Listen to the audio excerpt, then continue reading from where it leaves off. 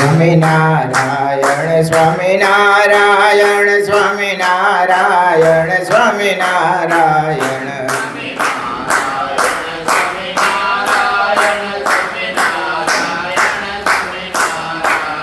સ્વામિનારાયણ સ્વામિનારાયણ સ્વામિનારાયણ સ્વામિનારાયણ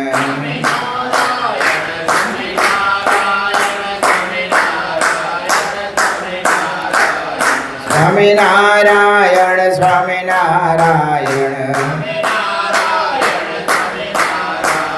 સ્વામિનારાયણ સ્વામિનારાયણ સ્વામિનારાયણ સ્વામિનારાયણ સહજાનંદ સ્વામી મહારાજની જય. સનાતમ ચંદન ચર્ચિતમ નિજજને પુષ્પસૃજાલં કૃતમ પ્રાતઃ સૂર્યમયુખસેવિતમુખમ શ્રીચંદ્રશાલોપરીં ધૃત્વા રોટકમેકપાણિતલકે ભङ्क्त्वा નસ્તેન તમ ભોજાનાં પ્રવિલોકસેવકગણાં વંદે સદા સ્વામિનં વંદે સદા સ્વામિનં વર્ણિવેશરમણીય દર્શનમ મંદયાચરુચિરાનનાંબુજં પૂજિतं સુરનરોત્તમેર્મુદાં ધર્મનन्दनमहं विचिन्तये. ઓમ અવતારિણે શ્રી સ્વામિનારાયણાય નમો નમઃ. ઓમ શ્રી હરિકૃષ્ણાય નમો નમઃ. ઓમ શ્રી પૂર્ણ પુરુષોત્તમાય નમો નમઃ. ઓમ સર્વેભ્ય સદગુરુભ્ય નમો નમઃ. સહજાનંદ સ્વામી મહારાજની જય. હરે કૃષ્ણ મહારાજની જય. સ્વામિનારાયણ ભગવાનની જય. વિક્રમ સંવત 2082 અષાઢ વદ બીજ તારીખ 31/7/2026 શુક્રવાર. આચાર્ય શ્રી વી હરિલાલજી મહારાજ રચિત શ્રી હરિલામૃત કળશ પહેલો વિશ્રામ પહેલો. નમો મુક્તાનંદ પ્રભુ પદ તરણા સેવક સદા મહાશાસ્ત્રાભ્યાસી વ્યર્થ ન ગુમાવે પળ કદા. કરે વાર્તા જ્યારે સુરચરિત ધારા સમવય કુસંગે સતસંગે સકળ જન જીતે અતિ ચહે. કુસંગે સતસંગે સકળ જન ચિતે અતિ જય. સહજાનંદ સ્વામી મહારાજની જય. ચાલુ કથાના પ્રસંગમાં સદગુરુ મુક્તાનંદ સ્વામીની કહેતા મુકુંદાસની વાત ચાલતી હતી. મુકુંદાદી સરદારથી રજા લઈ રામાનંદ સ્વામીને મળ્યા. રામાનંદ સ્વામી બંધિયા મૂળભાઈનું સાથે હાંકવાનું કહ્યું. સ્વામી સહમત, મુકુંદાજી સહમત થયા. લોજ આવ્યા, મુક્તાનંદ સ્વામીને દીક્ષા આપી.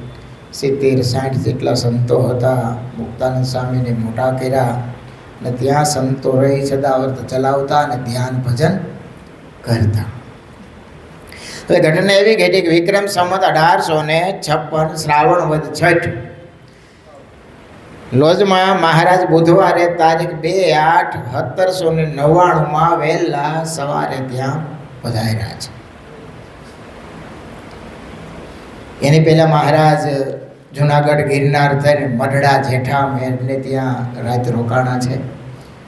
એ બંને પતિ પત્નીને મહારાજે દિવ્ય દર્શન કરાવ્યા છે, સમાધિ કરાવી છે, દિવ્ય અનુભૂતિ કરાવી, પોતાના સ્વરૂપનો નિશ્ચય કરાવી. ત્યાંથી મહારાજ માંગરોળ પધાર્યા છે. માંગરોળ ડોસાની વાવ છે, ત્યાં મહારાજ બિરાજમાન થયા. સાંજનો સમય છે. એ વખતે ગોવર્ધન શેઠ ટેલવા નીકળ્યા છે. બટુ બ્રહ્મચારીને જોયા. અદ્ભુત મહારાજની મૂર્તિ. વિહારીલાલજી મહારાજ એનું વર્ણન કરે છે કે મહારાજની શોભા કેવી હતી. કંઠી માલ કમંડળો હરિધારો સતશાસ્ત્રનો ગોઠકો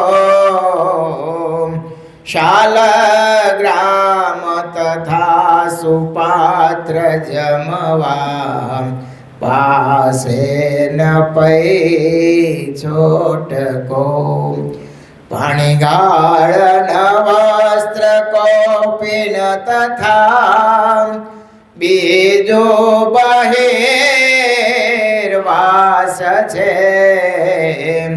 કુવેથી જર કાઢવા સુતરની દોરી હરી પાસ છે. આવું અદ્ભુત મહારાજનું દિવ્ય સ્વરૂપ હતું. મહારાજ પાસે કશું કાંઈ નહોતું.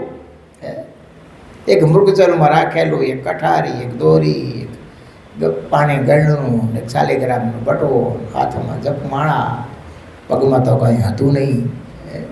અદ્ભુત મૂર્તિ હતી અને કેવા શોભતા હતા મહારાજ. આગળ વર્ણન વિહારીલાલજી મહારાજ કરે છે કે માથે મંજુલ છે કર્ણ ચળકતા ભૂરા ભલા કેશ છે. તેજસ્વી સુવિશાળ ભાલ વિલસે નેત્રો બહુ બેસ છે. નાસાગે ધરી દષ્ટિ તે નવ ચળે નાસા દિશે નિર્મળે શોભે છે મુખ ચંદ્ર બિંબ સરખું તે મંદેહાસે મળી. અદ્ભુત મહારાજનું સ્વરૂપ છે. મહારાજની મૂર્તિ એવી સુંદર અને આકર્ષિત છે કે એકવાર મહારાજના મુખારવિંદનું કોઈ દર્શન કરે એટલે એ ઘડીક તો સ્થિર થઈ જાય. પછી બાય હોય કે ભાઈ હોય. કારણ કે ભગવાન જ્યારે અહીંયા પ્રગટ થયા હોય ને પૃથ્વી ઉપર, ભલે મનુષ્ય ધર્મ દેહ ધારણ કર્યું પણ એ અલૌકિક હોય છે. કેવા હોય છે? અલૌકિક હોય છે. એમાં જેની જેવી ભાવના એવું એને દર્શન થતું હોય છે. માણસમાં એવું ન હોય. હોય માણસ હોય એવો ન હોય. એમાં કે બીજા પ્રકારે દર્શન ન થાય. એના સ્વભાવથી કદાચ અલગ પડે પણ ભગવાનનું તો શ્રી વિગ્રહ જેવું હોય છે કે મુમુક્ષુ હોય એને ખેંચે, આકર્ષે, એનું ચિત્ત ખેંચાય. એને ઊભું ન રહેવું હોય તો ત્યાં ઊભું રહેવાનું મન થઈ જાય. આવું મહારાજનું શ્રી વિગ્રહ છે. તો એ માંગરોળમાં ડોસાની વાવ, ત્યાં મહારાજ પથ્થર ત્યાં બેઠેલા અને ગોવર્ધન શેઠ ત્યાં ટેલવા નીકળેલા અને અદ્ભુત મહારાજનું દર્શન કર્યું. એણે જોયું કે આવા બટુ બ્રહ્મચારી સ્તબ્ધ થઈ ગયા. થોડીક વાર પાસે બેસા. બ્રહ્મચારી મહારાજ એ કાંઈક જમશો? મહારાજ કે કાંઈ લાવો તું જમીએ. તો હાલો મારી સાથે ઘરે. મહારાજ કે અમે વસ્તીમાં ક્યાંય જતા નથી, અહીં લવો તો ગ્રહણ કરીએ. સારું. શેઠને ભાવ થયો, ઘરે ગયા. થોડોક પાક કે સુખડી કે ગાંઠિયા થોડાક લાવ્યા. તો મહારાજ એમાંથી થોડીક સુખડી જેમાં ને બાકી ગાંઠિયા થોડાક જેમાં. ગોરધન શેઠ હતા ને, ગોરધનભાઈ રામાનંદ સ્વામીના શિષ્ય હતા. અને એને સમાધિ થતી, ધારણા થતી. એને ખબર હતી કે મારી ફઈ પુત્રી ફઈ નરકમાં ગઈ છે. એને બચાવવા ઘણી વાર ગયા, પણ જમના દૂધ એની પાછળ પડે, અંદર જવા ન દી ગોરધનને. એટલે એમ થયું કે આ બ્રહ્મચારી બહુ યોગી જેવા લાગે છે. તેને પૂછેલું, લે ને જરાક, કે બ્રહ્મચારી મહારાજ? તો કે હા, મારા ફઈનું કલ્યાણ કરો ને. ઘણા પ્રસંગો એવા છે કે મહારાજ કે તારા ભાઈ નરકમાં ગયા છે, કોઈ એવી વાત કરે છે, પણ હકીકત તો ગોરધન એની પર સમાધિ થતી. એને ખબર હતી કે મારા ભાઈ નરકમાં ગયા છે. મહારાજ કહેતી તું જા ને, તને તો સમાધિ થાય છે, તું એને છોડાય? તો કે હું ત્યાં જાઉં છું, પણ એમના દૂતો મને પેશવા દેતા નથી, પાછળ દોડે છે.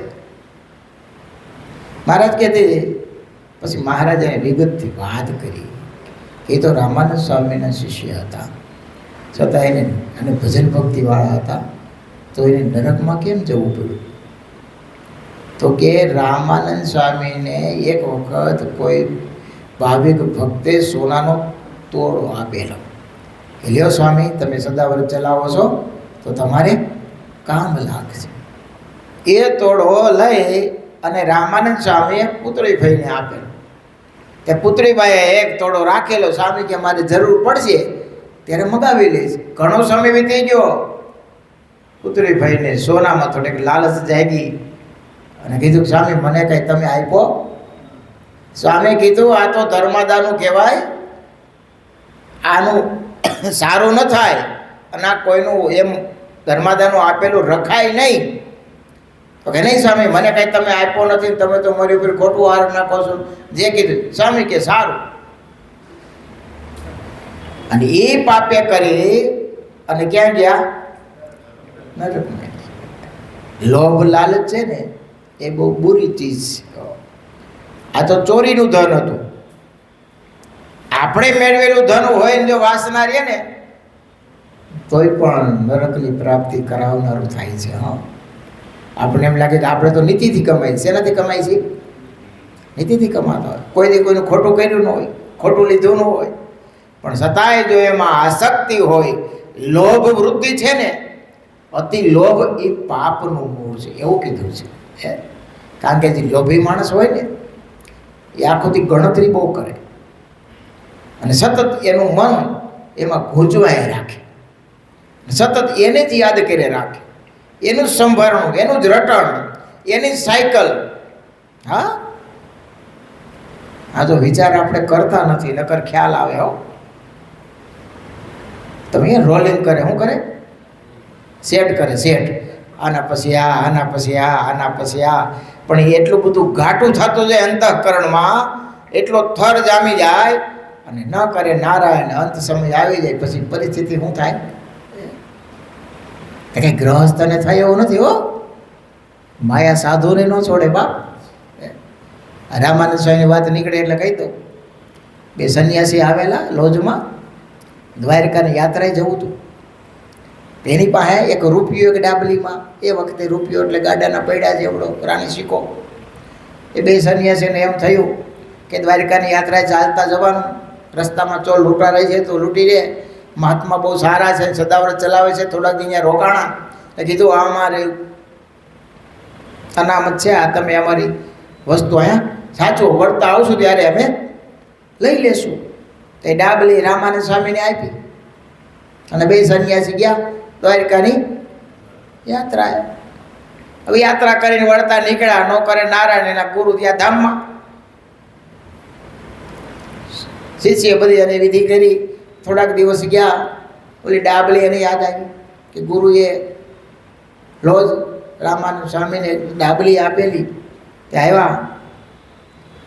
રામાનંદ સ્વામી શિકારદર્શી મહાપુરુષ હતા. એણે ગુરુને રામાનંદ સ્વામીને પૂછ્યું કે હે સ્વામીજી, અમારા ગુરુ તો સમર્થ હતા, બહુ ભજન કરતા, બહુ યાત્રાઓ કરતા, તો એની કેવી ગતિ થઈ છે? તમે તો મહાપુરુષ છો, જાણો છો બધું તો ખ્યાલ આવે. સ્વામી કે આવે ને એમ કરીને સામે ઓલી ડાબલી મગાવી કે તારા ગોરા ડાબલીમાં બેઠા છે. કોણ કહે છે? રામાનંદ સ્વામી. તે બોલો એ રૂપિયામાં કણોથી વીંટાયેલો ફરતી બાજુ. સ્વામી કે એને સળીથી આમ જુદો કરી દો એટલે હમણાં એનો ઉદ્ધાર થઈ જશે. એ આમ સળીથી જુદો કરો તરફડે મરે મૃત્યુ પામ્યો. રામાનંદ સ્વામી કે હવે તારા ગુરુનો ઉદ્ધાર થયો. લે ભાઈસના છોડે કોઈને.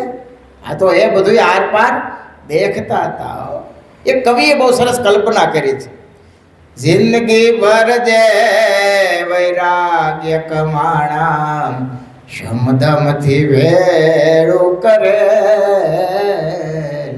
શમદમથી વેળું કરે, તેથી તપસી લપસી પડ્યા છે, તેથી તપસી એ લપસી પડ્યા છે, જેની સુરતા બોરમાં રહેલયા છે, છેલ્લા ડચકાના ખેલયા છે, છેલ્લા ડચકાના ખેલ. અજામિલ તો મહાન પાપી પણ છેલ્લે ડચકે તરેલ, છેલ્લે ડચકે તરેલ. જળ ભરત જેવા એ ભૂલા પડ્યા છે, જળ ભરત જેવા એ ભૂલા પડ્યા છે, હરણીને પેટ પડેલયા છે, છેલ્લા ડચકાના ખેલ આ છે, છેલ્લા ડચકાના ખેલ. તમે જો આ કલ્પના કરી શકાય. સિદ્ધ યોગી હતો, કભી કલ્પના નથી કરી હો, ખાલી હકીકત છે આ. એક સંત મહાત્મા આશ્રમ ચલાવતો હતો, સમાધિનિષ્ઠ હતો.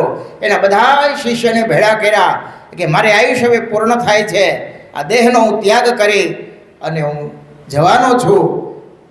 પણ ગુરુ મહારાજ કાંઈ અમને કેમ ખ્યાલ આવે તો કીધું આ ધજા ધોળી થઈ જાય ને શંખ એની મેળે વાગે તો માનજો કે મારી દિવ્ય ગતિ થઈ છે.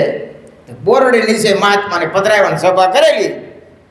મહાત્માએ પાકેલું બોર જોયું.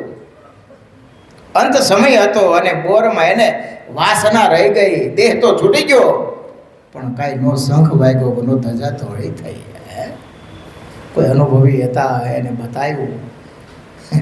બાપા ક્યાં બેઠા હતા તો કે અહીંયા જોયું તો બોર લટકે. ઉતાર્યું, ઈર જુદી કરીને ધજા ધોળી, શંખ વાગ્યો. ગુરુ મહારાજ બોરમાં હાલવાના હતા.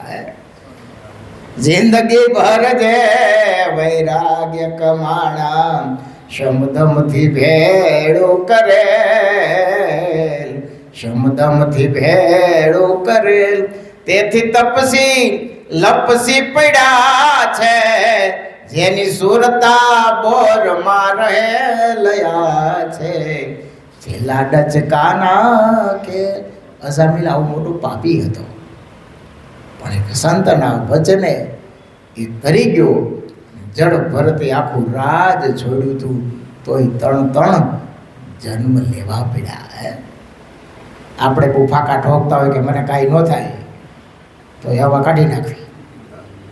હા, હું તો આવો સ્થિતિવાળો છું, હવે મેં બધું છોડી દીધું છે, મને કાંઈ સાંભળતું નથી. એ એનો ભ્રમ છે. શું છે? ભ્રમ છે. આમાં મોટા મોટા હતા તોય હલવાઈ ગયા છે બાપ. છતાં એક વાત ચોક્કસ છે હો, આ સત્સંગનો અને શ્રીજી મહારાજનો એવો પ્રતાપ છે. જો એ નક્કી કરે કે મારે છોડી દેવું છે તો ક્ષણવારમાં છૂટી જાય. હે, એ સત્સંગે કરીને થાય છે. હો, રોજ થોડોક વિચારતો રહીએ કે આપણે છેલ્લો જન્મ કરવા માટે આવ્યા છીએ. આપણે આવા શ્રીજી મહારાજની ઓળખાણ થઈ છે, હવે પાછો આવવું નથી. આવું મંથન કરતો રહીએ. હવે ક્યાંય વાસના રાખવી નથી. હવે આત્મરૂપ થઈ અને ભગવત આરાધના કરી લેવી છે. આવો જો વિચાર કરતો રહીએ અને એ માર્ગે ચાલતો રહીએ તો આગળ વધતો રહીએ, પુરુષાર્થ કરતો રહીએ તો થાય. બાકી તો અંતે યામતી સાગતી. કારણ કે ડોંગરજી મહારાજ એવું કહેતા, ફરી વાર યાદ આપું તમને, કે માણસનું મૃત્યુ શા માટે બગડે છે? તો કે જે કાંઈ પાપ કર્મ કરે છે ને એ બહુ સાવધાન થકો કરે છે. તમે જો ચોરી કરવા જવું હોય તો પહેલાં કેટલું ધ્યાન રાખવું પડે, પકડાઈ ન જાય, અને કર્યા પછી છટકવાની, ભાગવાની, ક્યાં અંતાડું, કે માથે, એનું મગજ કેટલું, અને અંધારામાં કરવાનું, એને પાછો લાગી ન જાય, પડી ન જાય, વંડી ઠેકવાની, ઝાડવે ચડી. હમણાં શાલિગ્રામ બોલી ચોરી ઘણો સમય પહેલાં થઈ હતી, શાલિગ્રામ ને સહજાન ઝાડામાંથી સડીને વાંયથી વંડી ઠેકીને આવ્યું. બોલો, સાવધાની પહેલાં કેવું નક્કી કર્યું છે, એટલું જણ 32 જણા એકારે રેસ સિક્યુરિટી હોય, છતાંય ઘરમાં પાછા બધા સૂતા હતા, છતાંય બોલો ચોરી કરીને જતો રહ્યો. કેવો સાવધાની છે, સહજ છે. તો એ સાવધાનીથી કરે. કેવું કરે? જો મહારાજના વચનમાં આપણને વિશ્વાસ હોય ને, તો ભગવાનના ભગત હોય ને, ભગવાન સિવાય બીજા જે ગાઢ સંકલ્પ થાય છે ને, એના જેવું ભગવાનના ભગતને મોટું પાપ નથી લેવું. ભગવાન સિવાય બીજા જે ગાઢ સંકલ્પ થાય છે એના જેવું બીજું કોઈ, આપણે કાંઈ બીજાને મારી નાખવા ન જતા હોય, પણ જે ભગવાનનો ખરો ભક્ત છે એની વાત છે. એને તો ભગવાન સિવાય ગાઢ સંકલ્પ થાય તો બહુ વસમું લાગે, કારણ કે જગતનો જીવ નથી. એવા ક્યારેય વિચારો નહીં કરે, જગતના વિચાર એને નહીં આવે, અને આવે તો એ ભગવાનનો ભગત નથી.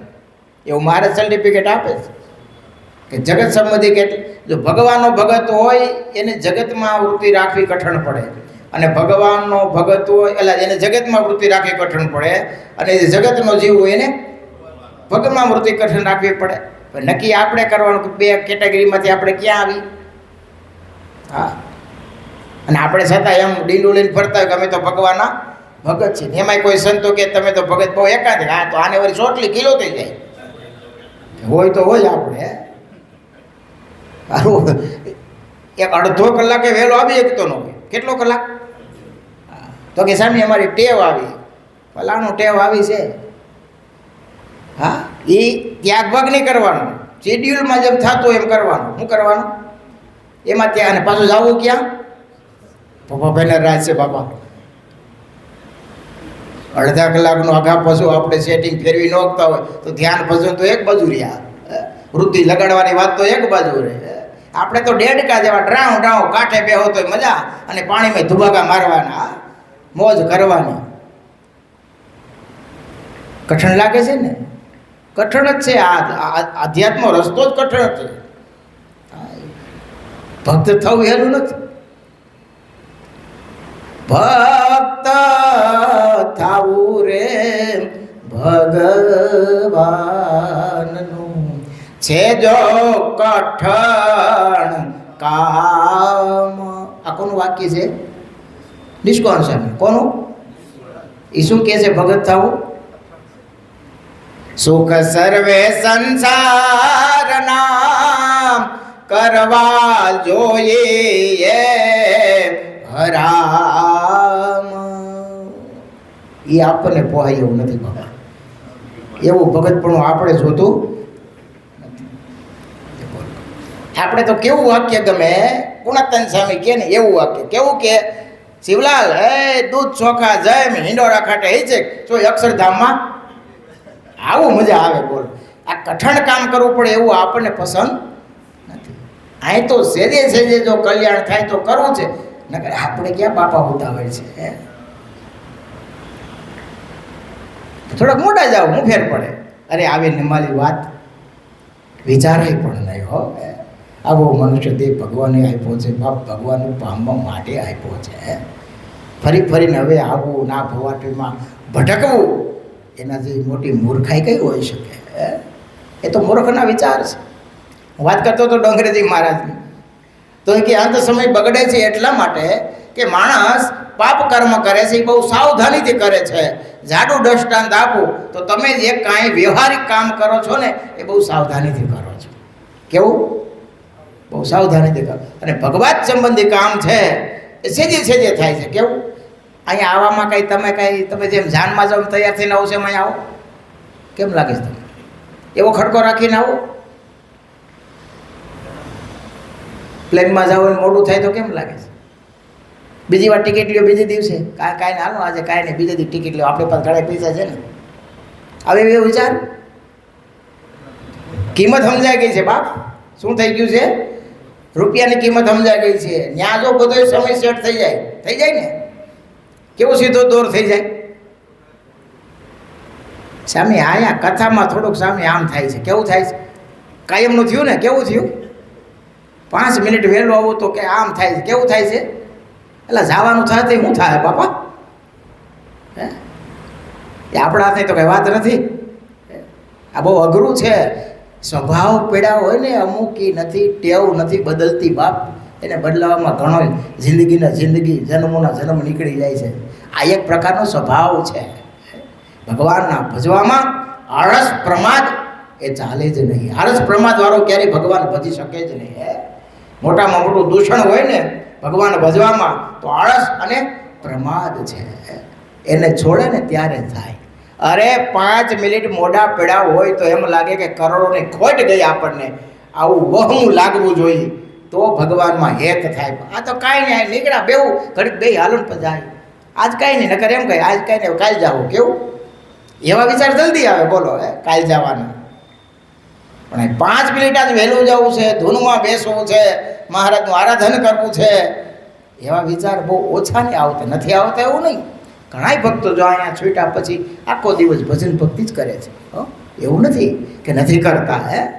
આખો દિવસ ભજન ભક્તિ કરે છે નહીં. ઘણાય પાઠ ભજન ભક્તિ આ ચાતુર્માસમાં કેવા કેવા ભક્તો નિયમ લે છે. અરે એના દર્શન થાય ને તો એ કામ થઈ જાય. આવા એ હૃદયમાં ભગવાને ધારી અને પાઠ ભજન ભક્તિ ધ્યાન કરનારા આ સત્સંગ છે ને એ કંઈ વાંચ્યો નથી. દિવ્ય સત્સંગ છે બાપ. કેવા કેવા ભક્તો હોય, કેવા કેવા સંતો આજે ભગવત આરાધના કરતા હોય છે. ડોંગરીજી મહારાજ એવું કહેતા કે સાવધાનીથી કરે છે અને અંત સમયે સાવધાનીથી કરેલી જે ક્રિયા એ માણસને પહેલા યાદ આવે છે અને એટલા માટે એનું મોત બગડે છે. એટલા માટે શ્રીજી મહારાજે આપણે વચનામૃતને પાને પાને એવું કીધું છે કે હાલતા ચાલતા ખાતા પીતા નાતા ધોતા સર્વે ક્રિયામાં ભગવત સ્મરણ કરવું, જેથી કરીને બીજા વિચારો દબાઈ જાય. મન સે સંકલ્પ વિકલ્પનું બનેલું છે. જો સારા વિચારો આપણે નહીં કરીએ તો જગત સંબંધી વિચાર કરવા એનો સજ સ્વભાવ છે. એટલે મારે જે વચનામૃતમાં આજ્ઞા કરી છે કે ભગવાનનો ભગત હોય એને મનને નવરું રહેવા ન દેવું. ભગવાનના લીલા ચરિત્ર રૂપી જાળામાં મનને ગૂંચવી મેળવું. એક સેમો ને બીજો કરવો, એક સેમો અને બીજો કરવો. આપણા માટે આજ્ઞા કરી છે. જેનો જન્મ કરવો હોય તો આ ટેવ બદલાવી પડશે. ઘણા ભક્તો હોય તો ગાડી લઈને જતા હોય તો જન્મંગલના પાઠ મૂકી દે, કોઈ કથા મૂકી દે, હાથમાં ઓલું જપજપી હોય તો સ્વામિનારાયણ સ્વામિનારાયણ સ્વામિનારાયણ અનુસંધાન રાખે. ભલે કાંઈ અખંડ મૂર્તિ આપણને દેખાય એવું નથી, પણ એક ટેવ પાડી છે તો મનમાં ભજન કરવાની સેજે આકાંક્ષા ઉઠશે અને સેજે થશે. અમુક ક્રિયા આપણે કરીએ ને નો પછી સંભાળવાની તોય ભગવાન યાદ આવે. હવે ઘણા ભક્તોને જો ટેવ હોય પડકું ભરે મહારાજ સ્વામિનારાયણ, જમવા બેસે મહારાજ સ્વામિનારાયણ મહારાજ સ્વામિનારાયણ, આખો એની જ એને રટના હોય. એ ક્યારે કે સતત મહારાજનું અનુસંધાન હોય, મૂર્તિનું અનુસંધાન હોય, સેવા કરતાં કરતાં કામ કરતાં કરતાં જાગતા બેસતા ઉઠતા નાતા ધોતા ખાતા પીતા મહારાજ સ્વામિનારાયણ એનું સ્મરણ કરીએ. સહજાનંદ સ્વામી મહારાજની જય. સ્વામિનારાયણ સ્વામિનારાયણ સ્વામિનારાયણ સ્વામિનારાયણ.